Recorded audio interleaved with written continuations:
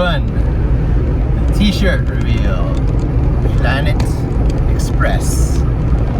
Channeling my inner delivery boy with mixed feelings here on Monday? I might have said Sunday in a prior video. It's definitely Monday, May 30th, 2022, Memorial Day.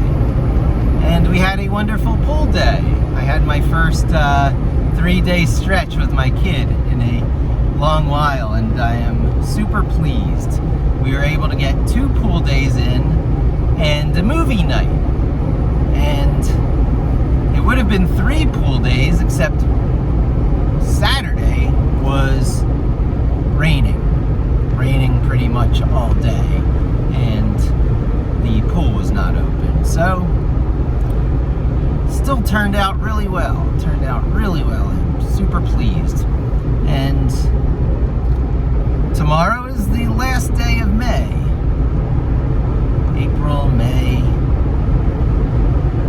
April comes in like a lion, goes out like a lamb. Is that April that does that, or is that May that does that? I get that confused. So I'm clearly wearing red, the red armor of the soft blue yin spirit. A very common, if not clearly stated, sub-theme of storytelling. The hero's journey, emotional storytelling, emotional channeling, and such. So you'll very often find that things that are associated with the female energy spirit, creation, motherhood, origin stories, life, water, are blue and round. Big surprise, blue, round, and soft.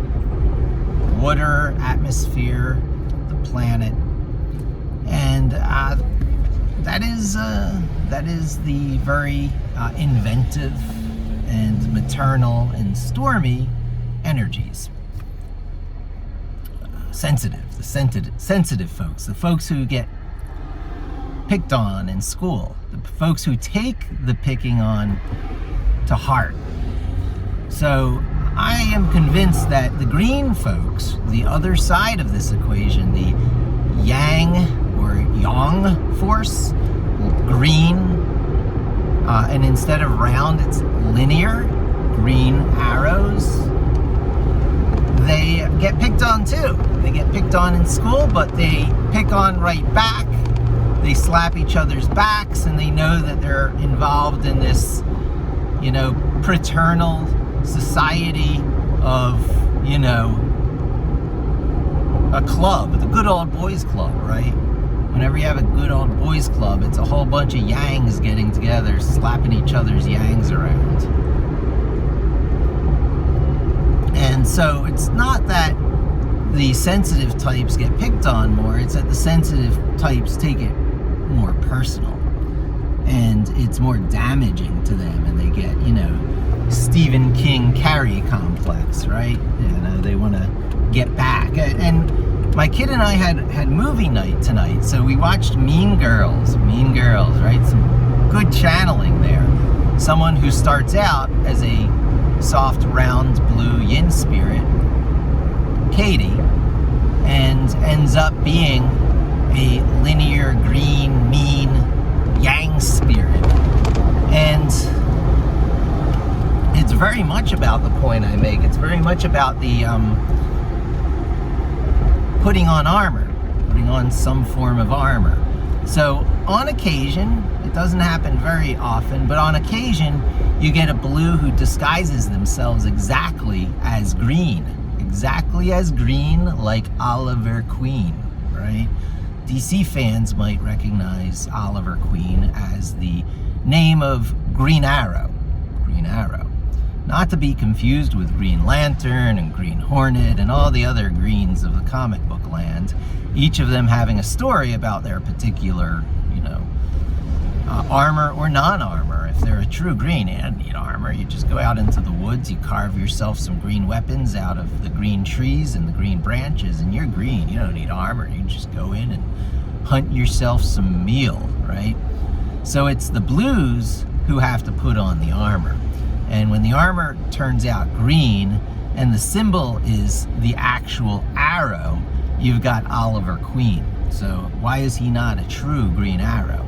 Well, in the DC cartoon universe, where you had, I guess, I don't know if it's the first appearance, but certainly one of the best renditions of the Cadmus organization, a secret government organization that was tasked with having a plan B against superheroes in case superheroes decided to take over the world with the power that they have. What would the US government do? Well, they would have their own superheroes, incubated from Superman DNA and a dozen other little fun stories there. So it was a great story, first of all. What a wonderful story. And second of all, the legitimizing of the need for the Cadmus organization, Cadmus, was the fact that the space station that the DC League hung out in had a space gun, had a space laser cannons in space that could shoot down and take out whatever, right? So I mean, Superman could probably do that with his heat vision, but it was an issue in that the space station had this built in as a weapon, and it ended up being used against an alien threat. It was good that it was there, but it was bad that it was there too, and the only member of the Justice League who spoke up and stood out against it and said, this is wrong, was the mean green Oliver Queen, the Green Arrow.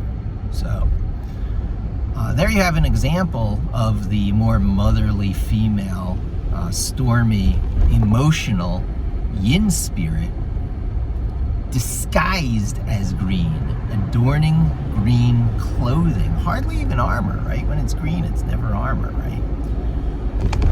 There's a much more common thing for the Greens to do is to, not for the Greens to do it, more common things for the Blues to do, the vulnerable, sensitive types, is to suit up in some form of red armor.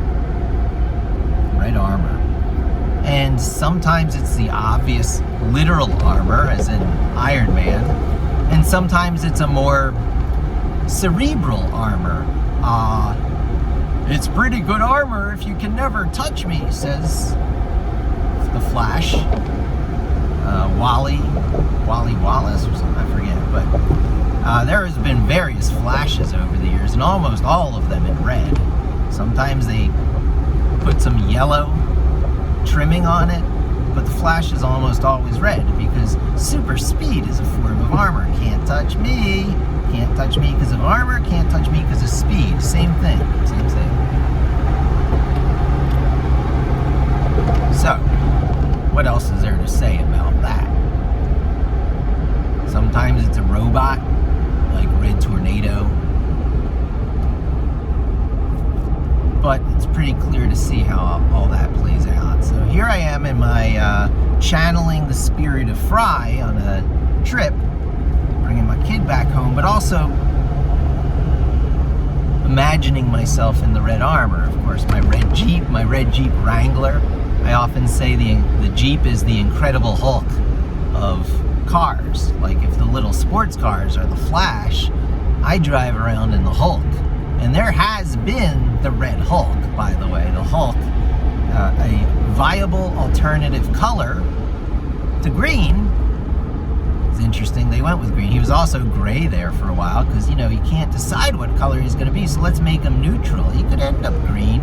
Is the Hulk the hunter, the animal, the instincts, the competitive spirit?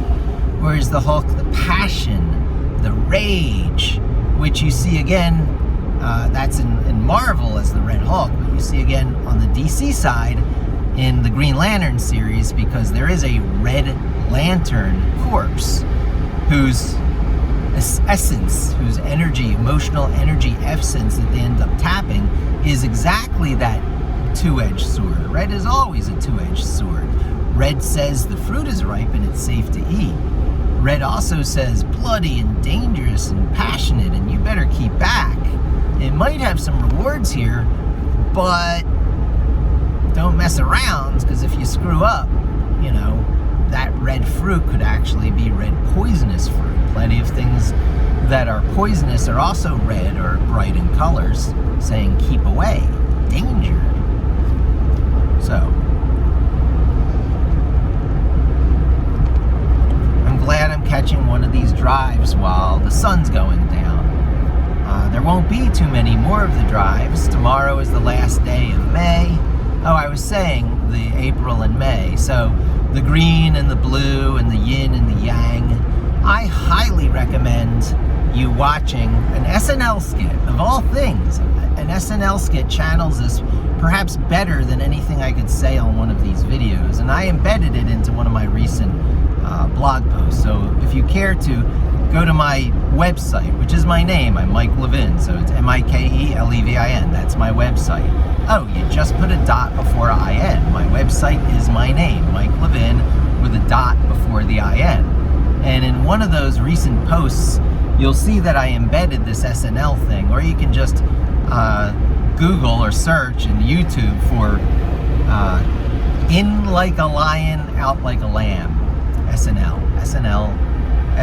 John Belushi, Lion Lamb, SNL Chevy Chase, John Belushi, evening news or news update. So Chevy Chase is about as Green Arrow as it gets. He's a sarcastic, snarky SOB.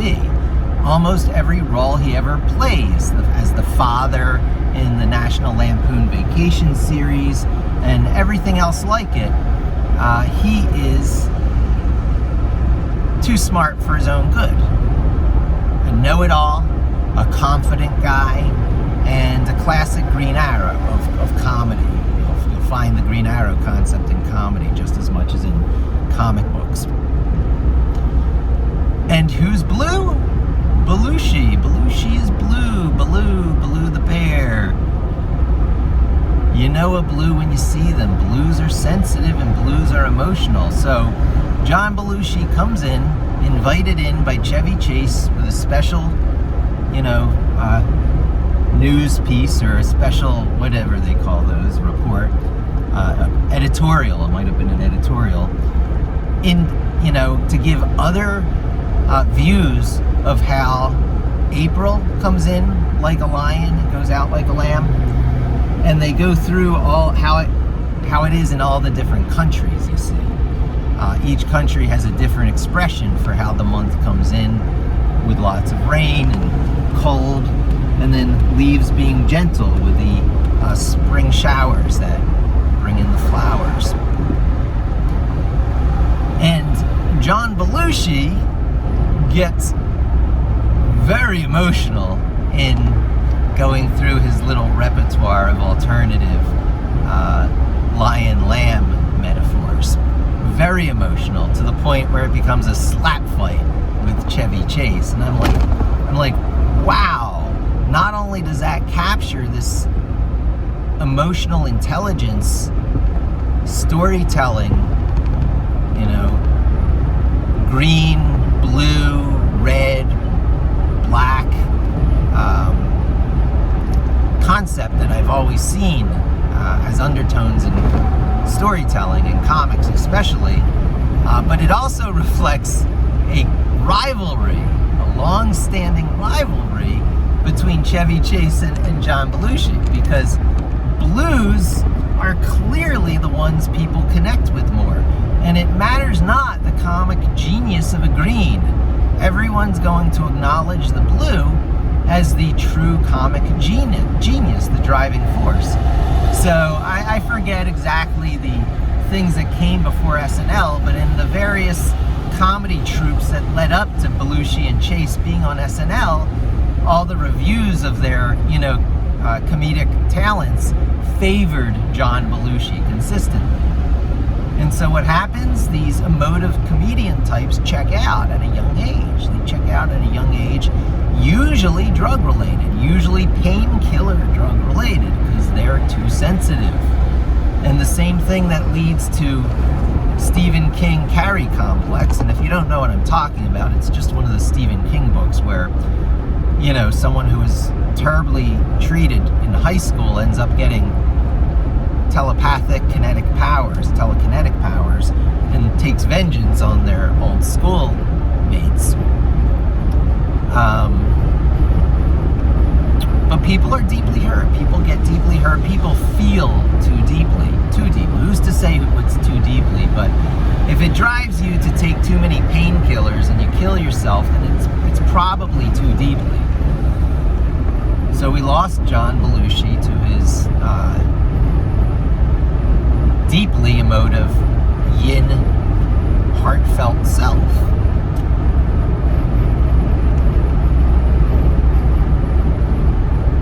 I can't draw the exact parallels to others, but of course Robin Williams made it to a much older age, so God bless Robin Williams.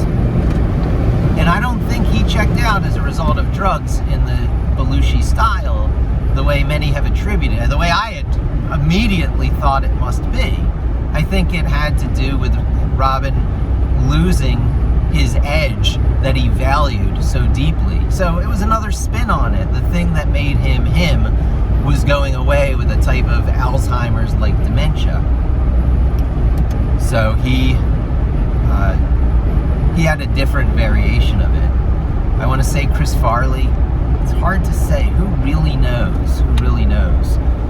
But you can feel the blueness of these round types. Your John Belushis, your Farleys, your Robin Williams. As opposed to who?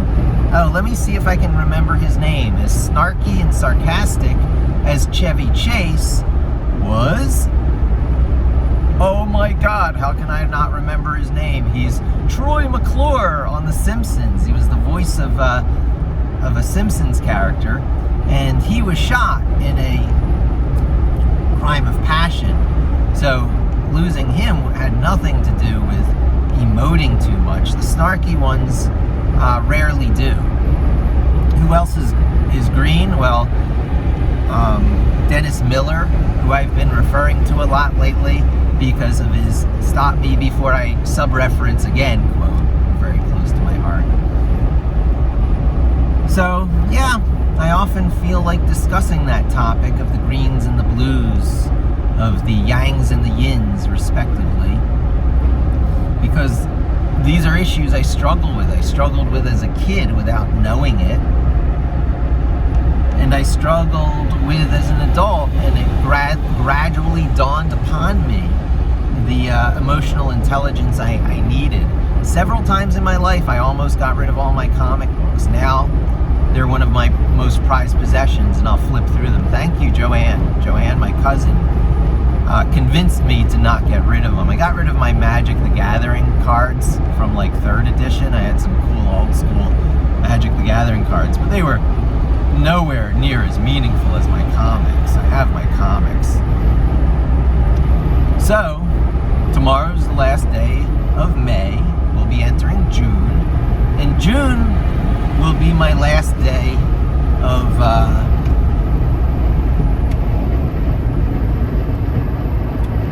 the Poconos, the alternative to lockdown and quarantine in an urban environment, plan B. Because who knows? Who knows how this could have turned out, right? So, once it was clear to me that I had to get out of this tiny studio apartment that I was in, so I was in Inwood, Manhattan, which is considered upstate Manhattan. So it's still on Manhattan proper, the island of Manhattan. But it's in a part where no one ever reaches. There's no reason to get up there at all. There's a place called the Palisades, I think, which is a kind of a Christian castle museum thing. I think part of the Met, part of the Metropolitan Museum of Art, probably owned by the New York, Main Art Museum. It's got a lot of wonderful pieces, a lot of medieval-like stuff, a lot of Christian artwork. And that brings people up to Fort Tryon Park around the 180 block. I was at the 218 block, right? So to put that in perspective, about halfway up Manhattan is the 125 block, Harlem. probably even the north side of Harlem, like where Harlem sort of ends, and not much else is up there.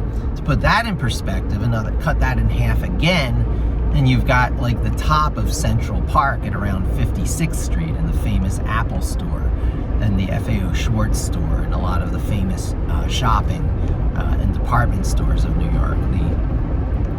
The really hotsy-totsy area, multi-million-dollar apartments, places where, Steve Jobs lived when he was alive, a lot of celebrities, and a lot of jewelry stores.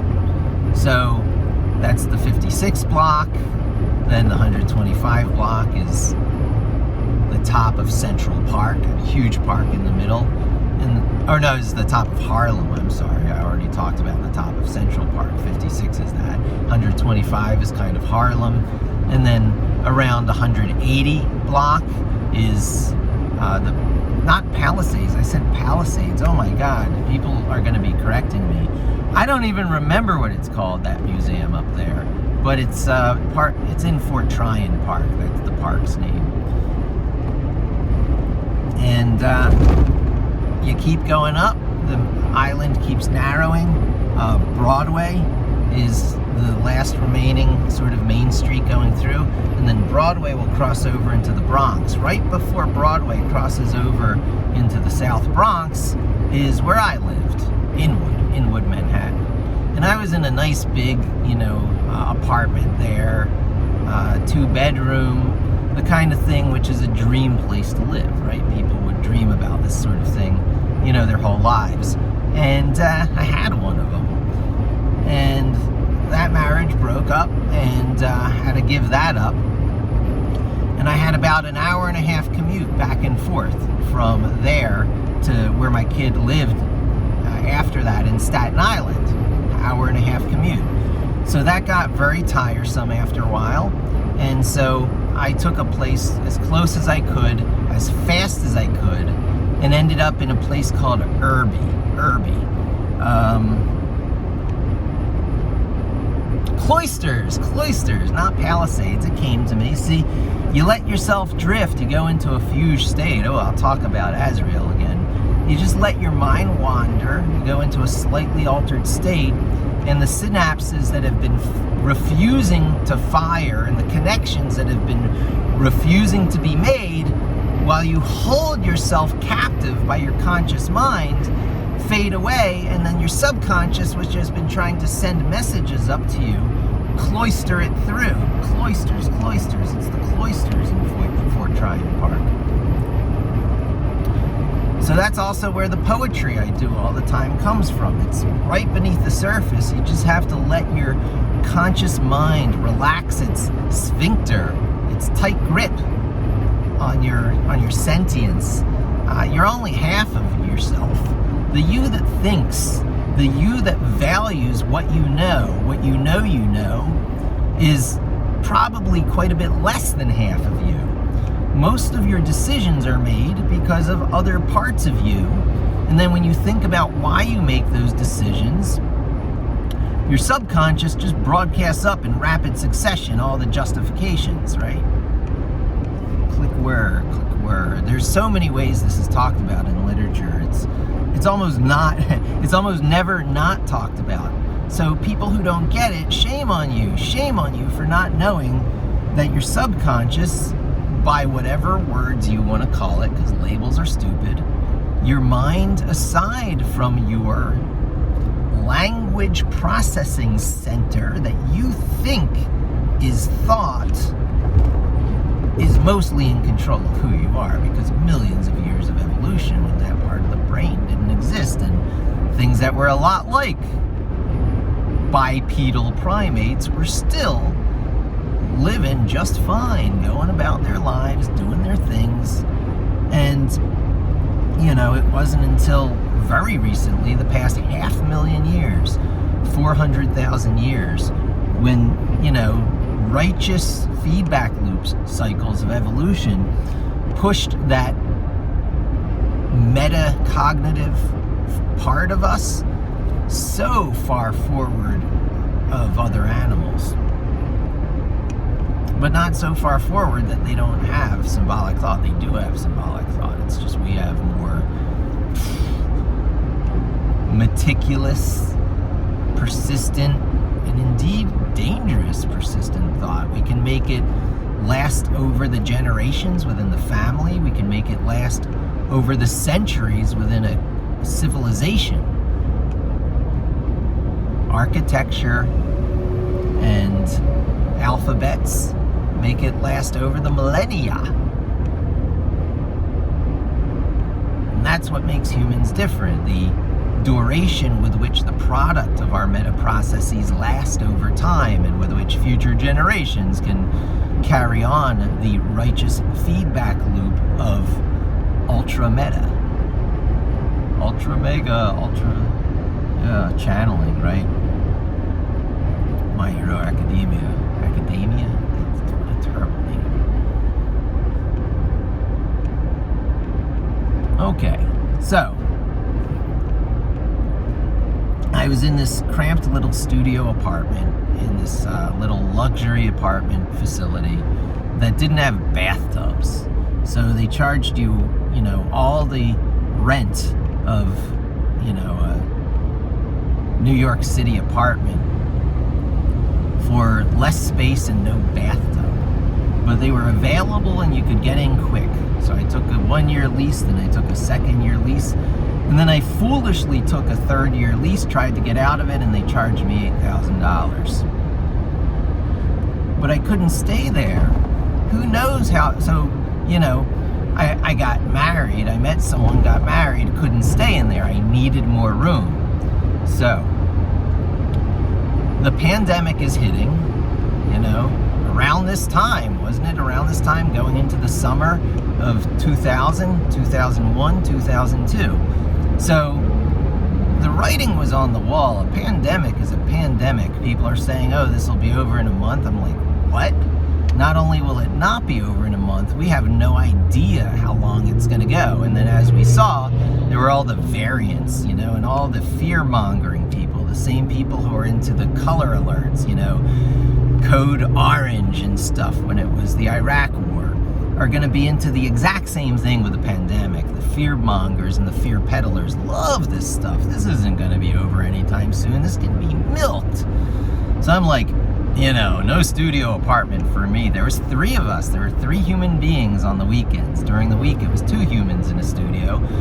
During the weekends, it was 3 humans in a studio plus 2 cats. 3 cats there for a while. 3 cats in a studio plus 3 humans. 6 living things in a studio apartment. Had to get out of there.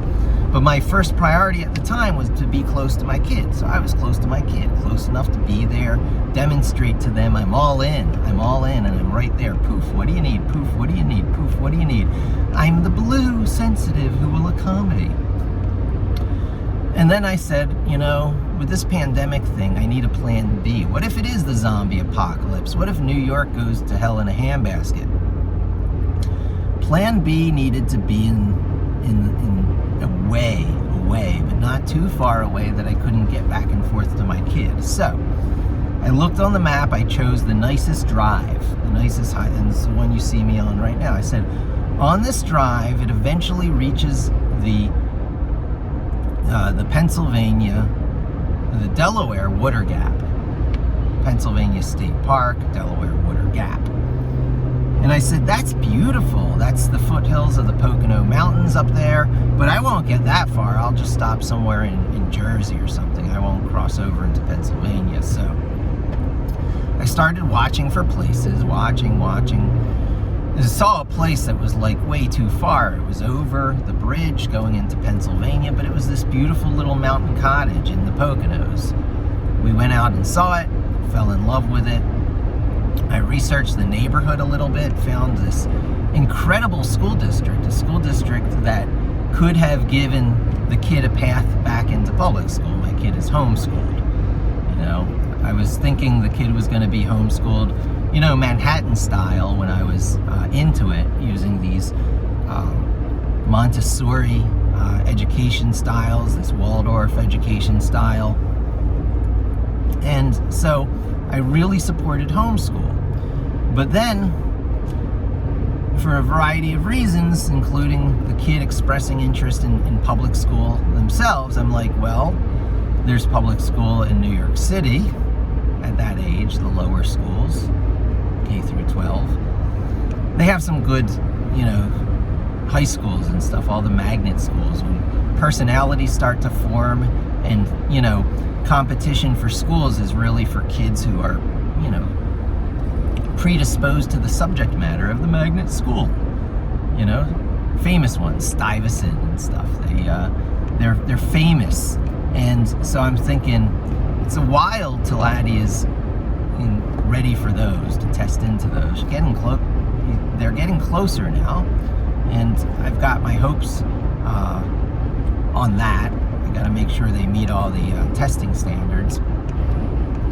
But I said, if public school, then good school district. And as it turns out, this area that this house was in is a very rare island of blue in a sea of red.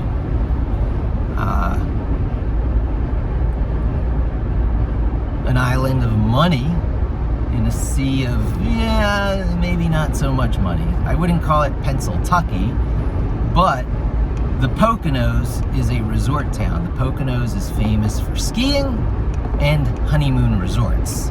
And where I live is the middle of both. In fact, growing up, I remember my parents saying, hey, this mountain that we maybe went to, I have really vague recollections. I have recollections of a rickety, tiny mountain, like barely a mountain, but in order to escape the crowds, even then, we're talking the mid-70s, this might be 74, 75, when I was first starting to be put on skis in the backyard of my house in Lafayette Hill, they would also take me out to the Poconos, and it really meant Elk Mountain, Camelback Mountain, and this place called Shawnee, which was nothing but, I think, a rickety old T-bars. There were not even ski lifts. And it was big news to my parents that there were new owners and some bigwigs were coming in. I think it might have been tied to like an Olympic athlete. And they were going to turn it into a fancy little, not fancy, but an in-the-know ski mountain, Shawnee Mountain. So I remember that. I remember not being able to go for a year or something to that mountain. And then we could go, and it had ski lifts, and it was a quaint little place. And Han Mountain was another one. It wasn't just Shawnee. My parents were big into finding the little, out-of-the-way ski mountains to not deal with the crowds and the expenses. So Shawnee and Han were our two secret mountains. And this is Shawnee, where I live. I live near Shawnee Mountain. So I'm very much coming back to home. Very much coming back to, roots. I have fond recollections of this neighborhood.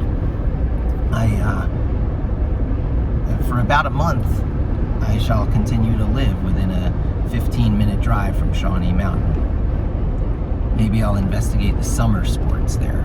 Summer sports at these mountains were never a thing, the mountain biking and stuff, but they've got zip lining around here and stuff, so there's some interesting summer activities, and we'll take full advantage of the summer activities for the last month that we're here.